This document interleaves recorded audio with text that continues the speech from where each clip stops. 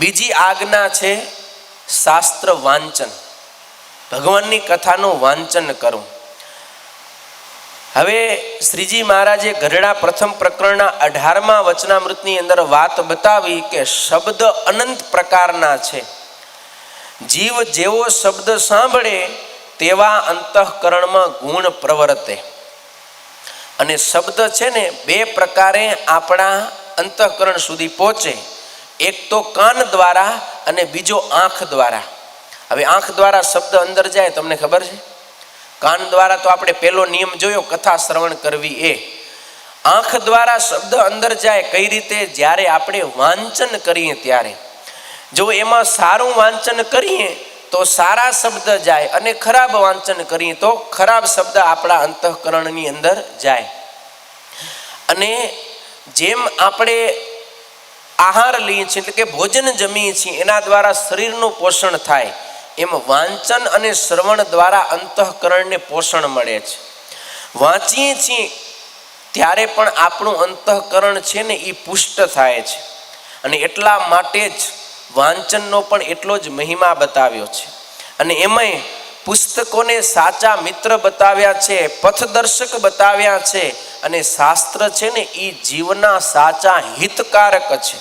માટે શાસ્ત્રોનું વાંચન થવું જોઈએ. હવે એમાં બે પ્રકારના પુસ્તક કહેવાય. જો કે શાસ્ત્ર કહીએ એટલે આપણે લગભગ સારા પુસ્તક જ એની અંદર ગ્રહણ કરીએ. પણ હવે તો એવા પણ શાસ્ત્ર આવે કે જેમાં કોઈ પણ પ્રકારનો સિદ્ધાંત ન હોય, અથવા હોય સિદ્ધાંત તો જીવને મોક્ષ તરફ ન લઈ જતો હોય પણ જગતના મોજ શોખ તરફ લઈ જતો હોય, અથવા તો આખો વિપરીત દિશાની અંદર લઈ જતો હોય. એમાં પણ આજે શાસ્ત્ર ઘણા બધા છે. અને મનોરંજન માટે તો અનેક પ્રકારના પુસ્તકો છે. હવે વાંચવું પણ એમાં કેવો પુસ્તક વાંચવું, કેવા ગ્રંથ શાસ્ત્ર વાંચવું એ જરીક આપણે જોવું પડે.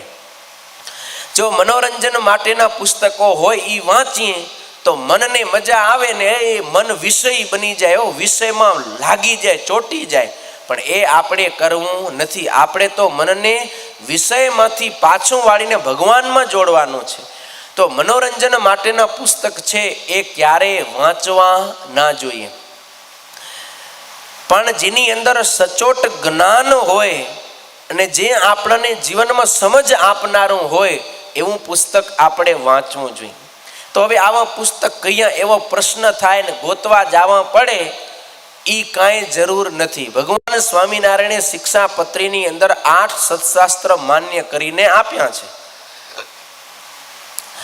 એની અંદરથી કોઈ પણ ગ્રંથ ચાતુર્માસની અંદર વાંચવા માટેનો આપણે નિયમ લઈ શકીએ.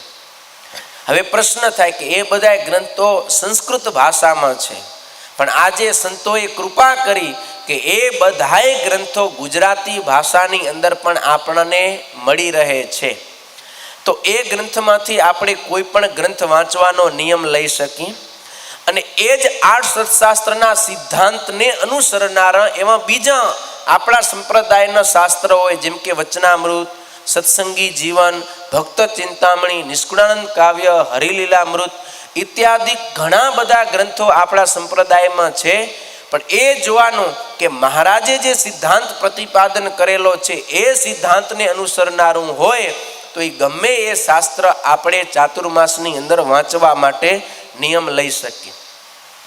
હવે જો કે જોઈએ તો વાંચવું પણ ઘણું બધું ડિફિકલ્ટ થાય. હવે સત્સંગી જીવન ગ્રંથ મહાસાગર કઈ રીતે આપણે સાંભળી શકીએ આખો? તો ખાલી ગુજરાતી ભાષાંતર કરીને આપ્યું એટલું જ નહીં, એનાથી વધારે સંતોએ કૃપા કરી.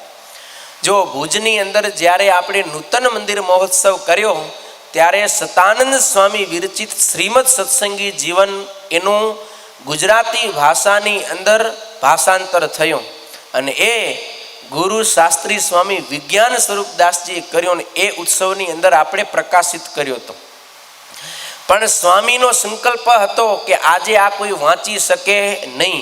પણ ટેકનોલોજી વધી, આજે લગભગ બધાય માણસો મોબાઈલ દ્વારા કંઈક ને કંઈક શ્રવણ કરતા હોય. ગાડી ચલાવતો હોય, દુકાને કામ કરતો હોય, નવરો હોય, ગમે ત્યારે કાનમાં લગભગ ઇયરફોન લગાવીને આજનો યુવા વર્ગ કંઈક ને કંઈક સાંભળે છે. જો એને સારું મટીરિયલ મળે તો સારું સાંભળે, અને સારું ના મળે તો પછી ખરાબ સાંભળવાનો જ છે. અને ખરાબ થકી આપણે એને ક્યારે બચાવી શકશું? જ્યારે એને આપણે કંઈક સારું મટીરિયલ આપશું ત્યારે. તો આવા શુભ હેતુથી સ્વામીએ પોતે પ્રયત્ન કરી અને આખે આખું સત્સંગી જીવન મૂળ 5 પ્રકરણ એને સ્ટુડિયોની અંદર રેકોર્ડિંગ કરાવ્યું અને એ આપણે પ્રકાશિત થયું છે. અને સંતોએ એવો સંકલ્પ કર્યો કે આજથી થયેલો પ્રારંભ ચાતુર્માસ દરરોજ એક અધ્યાય યુટ્યુબની અંદર અપલોડ થશે અને તમે ગમે ત્યાં હશો ને તમે મૂળ સત્સંગી જીવન શ્રવણ કરી શકશો. સત્સંગી જીવન એટલે આપણા સંપ્રદાયનો મૂળ ગ્રંથ.